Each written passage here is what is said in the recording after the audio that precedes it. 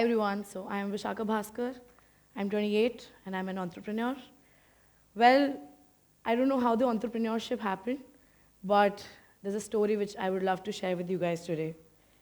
So I've done economics honors from SRCC, and when I entered the college, I had my whole life planned. I said, okay, economics honors from SRCC, then MBA from either IMA, B or C, get married by 26, kids by let's say 28, 29.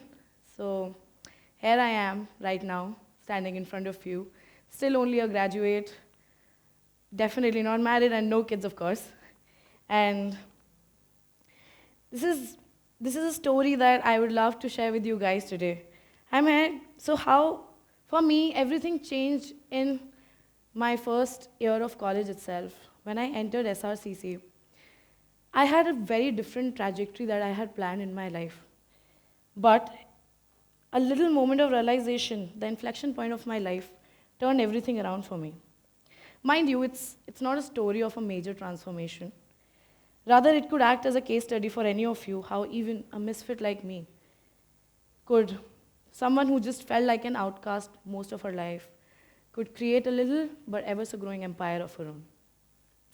So in college, first semester in, like every kid who clears her 12th exams, I was told just study till 12th and life's gonna be great after that. All fun and games. I'm sure that's what a lot of you also heard. And I entered the college with that thinking, with that POV.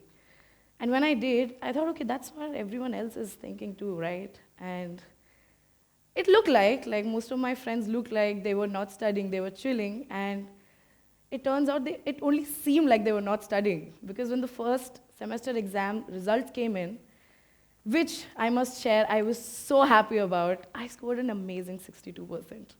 I thought, okay, anything in college beyond 60, it's crazy good, right? And then I checked the marks of my friends. Everyone had scored between 85% to 95%. So within those 5 minutes, my delusion broke down. It's a scam. There's nothing like chill till 12th and life's gonna be easy after that. My life was gonna get competitive in a way I was not prepared for.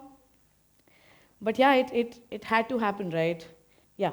So immediately the feeling of being a misfit set in. Like, I did not belong to this place. Am I at the wrong place? But it was not exactly the college. Trust me when I say this, my college has given me everything. Had it not been for SRCC, I wouldn't have been standing here right now running a very successful brand.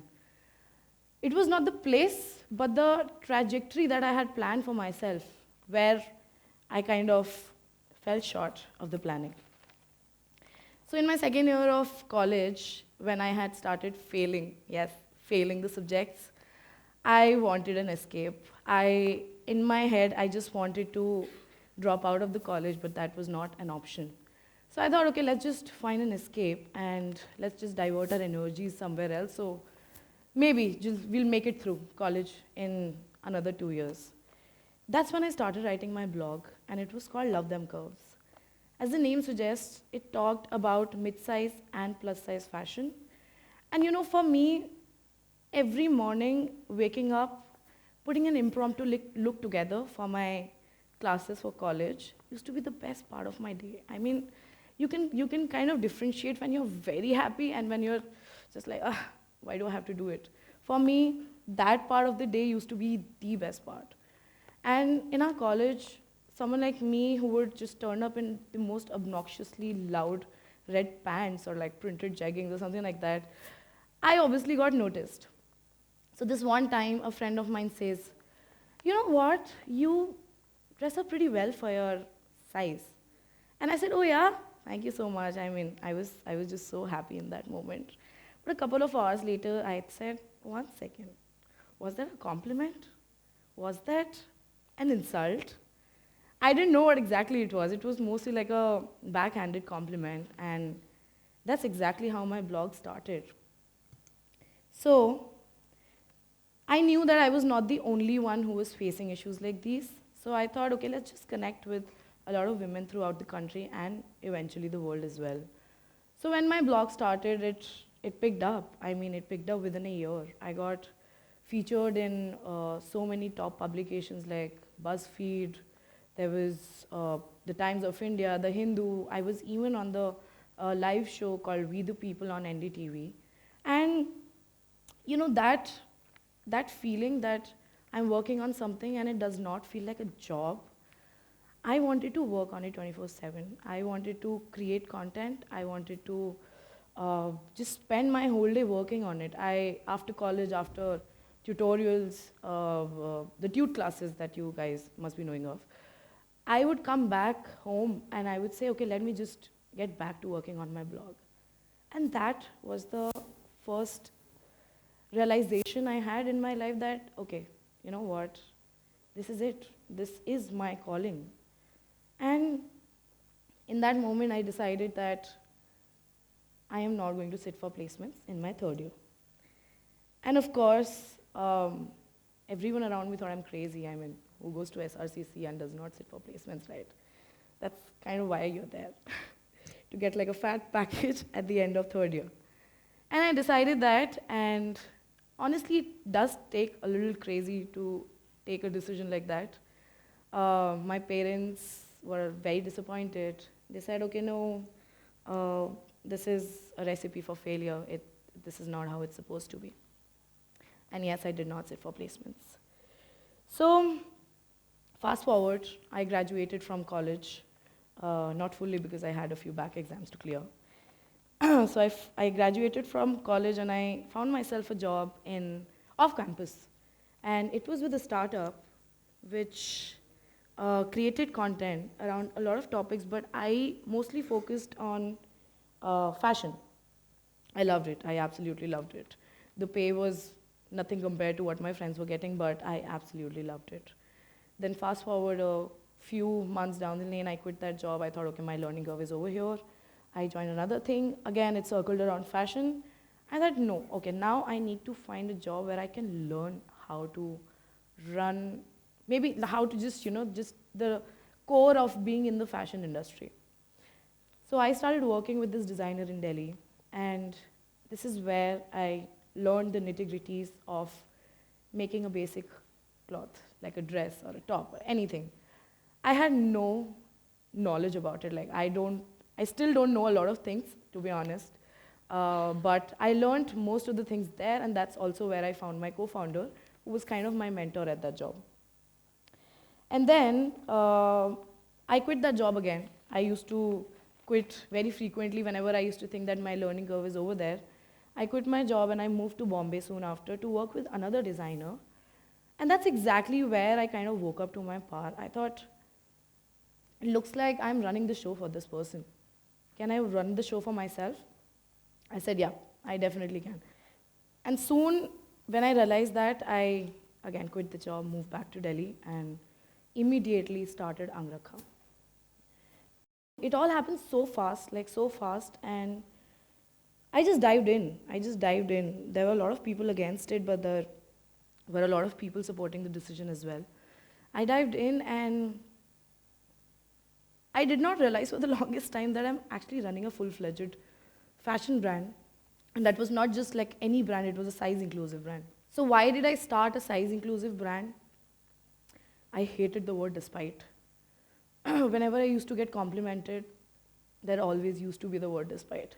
Oh, you're pretty, you're very pretty according to your weight. Oh, you dress up so well as per your size. I knew there's so many women who are also hating on this word. So from being a misfit, from feeling like an outcast, to creating a brand who makes clothes for women who also feel like an outcast when it comes to their size, weight, and not finding the right fits. So my brand was still like a baby brand at that point.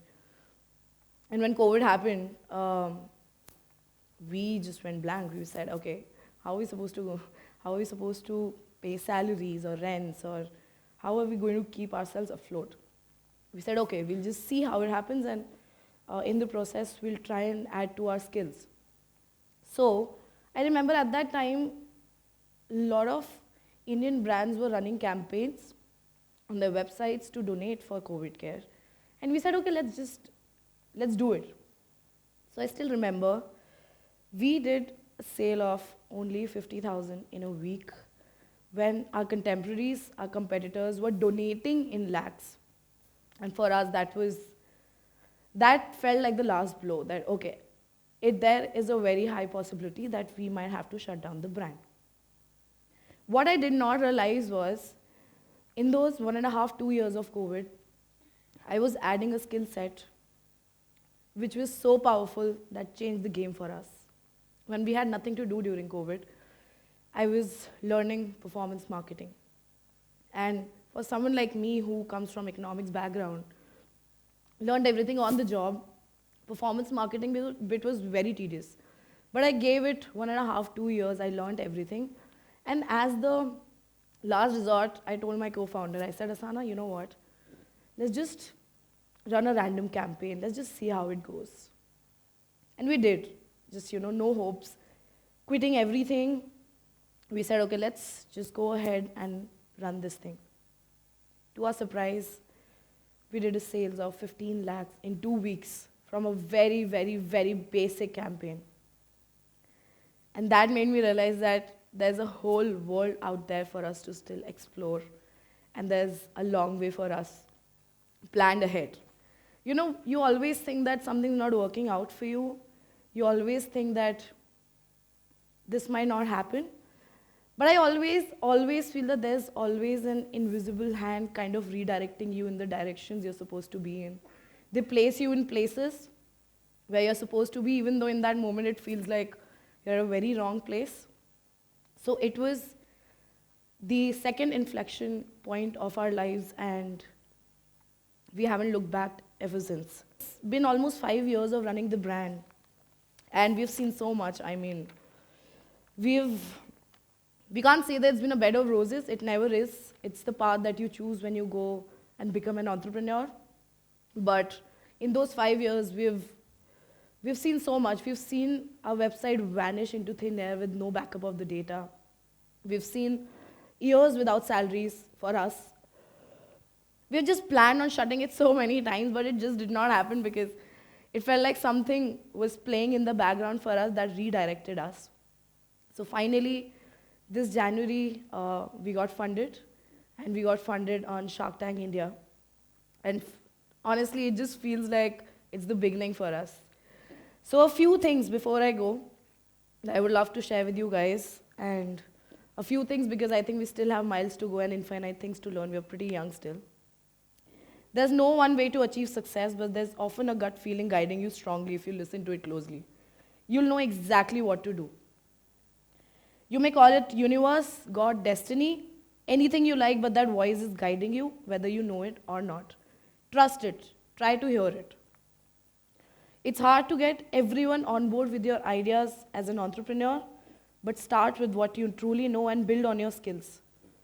In my 5 years of running the brand, I have picked up numerous skills from people, internet, and even been inspired by nature. Give yourself some self-love and enough chances to figure things out. You have to be your biggest cheerleader at the end of the day. And lastly, dream big, dig deep, and reach for the absolute stars. Thank you.